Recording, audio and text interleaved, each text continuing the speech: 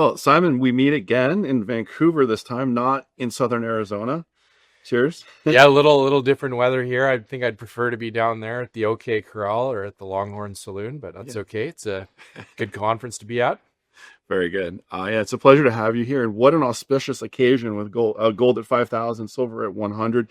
Tell us what sets the Tombstone Gold Silver Project apart. Yeah, and thanks for the opportunity to come on at the MIF with you this year, Robert. It's a great timing for us with the silver gold asset in Tombstone. And what really sets us apart is the historic and high grade nature of the silver mineralization that you see in and around the Tombstone Silver District and everything that stems from that. So a really key distinction for us is the land. We have primarily private patented mining claims. And I want to just start my commentary on Tombstone by stating that and then reiterating it. This is really critical for permitting and for de-risking and, ultimately gaining value from advancing a project is this realistically ever going to be mined again? And I think, number one, we're in the state of Arizona. Number two, we're on private patented mining claims. So the permitting aspect of this project moving forward will be night and day compared to many other projects. It will survive any positive developments in the U.S. like what we're seeing now, and we obviously welcome the initiatives to supply or to secure domestic supply of metals in the U.S. But as we know, politics shifts, and it could be long term, it could be short term. For us, we're happy to be on private ground. We're happy to be exploring in a historic silver district where our drilling is really guided by work that was done in some cases 140 plus years ago. We have maps of old stopes and formations in the town of Tombstone that guide our drill bit. And to that end, our drill bit has been extremely efficient in growing the discovery of shallow gold and silver oxide mineralization, to the tune of now I think we're about 20,000 meters of drilling that we've conducted over the past 6 years. And, very rarely are we negatively surprised by our model missing. So it's a huge advantage to have that.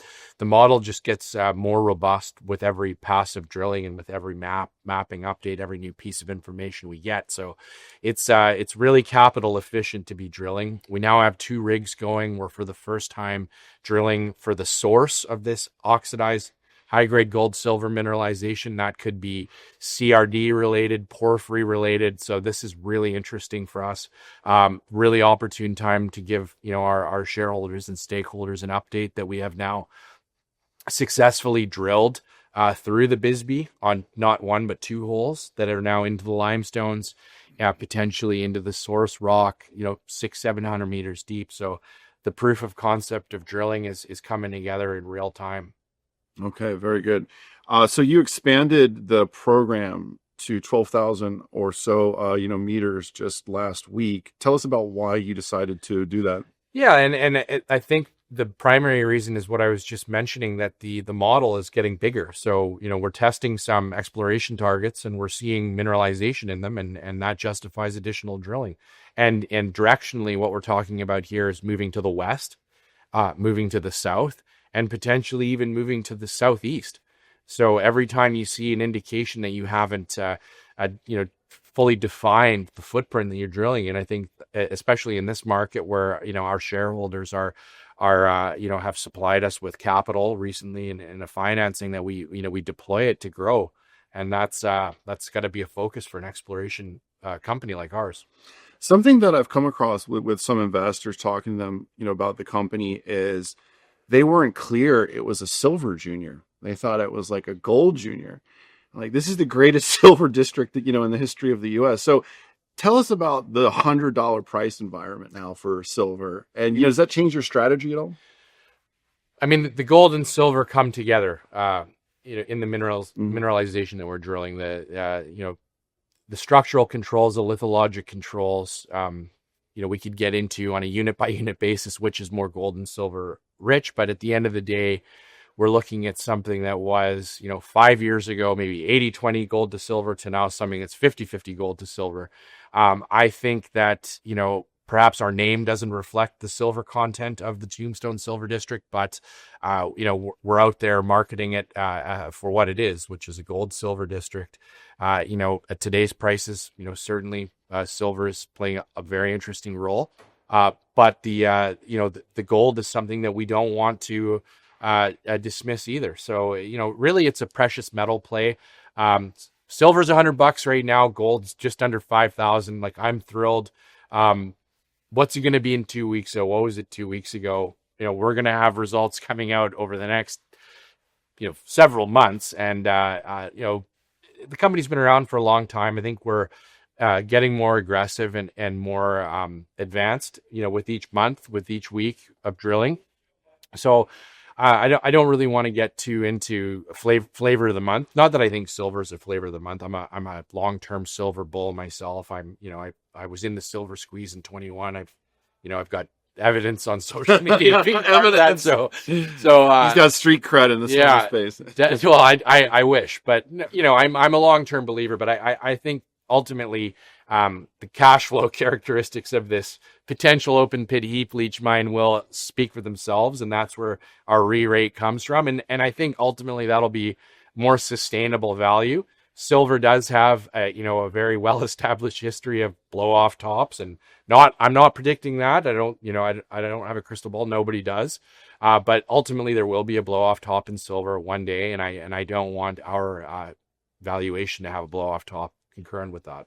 So give us a quick update on the core drilling and testing, this big MT anomaly at depth there. Yeah, like we drilled one hole to the north. This was hole TC3, and it was a continuation of hole TR13, and this is sort of straddling the contention in the west side target area.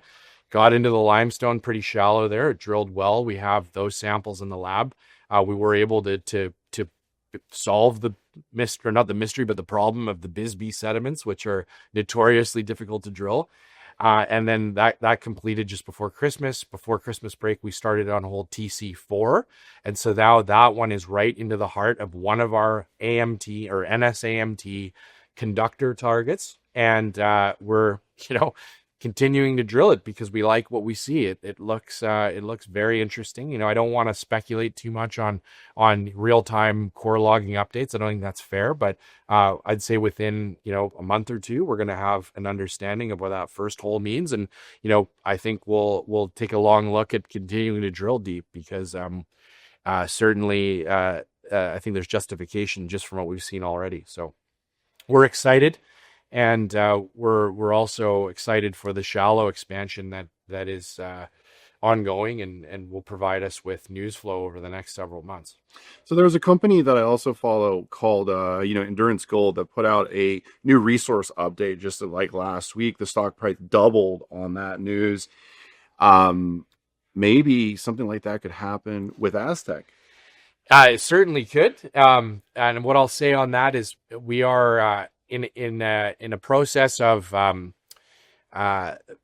consolidation of land around Tombstone. So we certainly have a view to putting out a resource soon, but we want to make sure that everything that fits in near mine is accounted for before we do that. So happy for the shareholders of Endurance Gold, and hopefully shareholders of Aztec will have a similar experience if and when we put the resource out. Yeah, I think with silver, even above $75 an ounce, I think it would be very well received. So I hope that does happen at some point in 2026. Tell us about the key catalysts that the company will have, over the next 12 months. Certainly, the key catalysts over the next 3 months will be drill results, more drill results, and moving into the second half of the year, we do plan to do a resource. We do have a firm lined up to do it. We haven't signed the contract yet. We'll disclose that and make the market aware, as we're obligated to once that comes to pass. We're also working on some preliminary metallurgical test work. I think one of the question marks that some investors have had on Tombstone is the silver really leachable?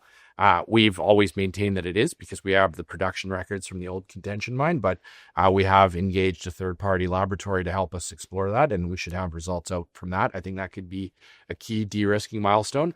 We're looking to grow the property footprint, so we might have some news out on that over the next few months as well.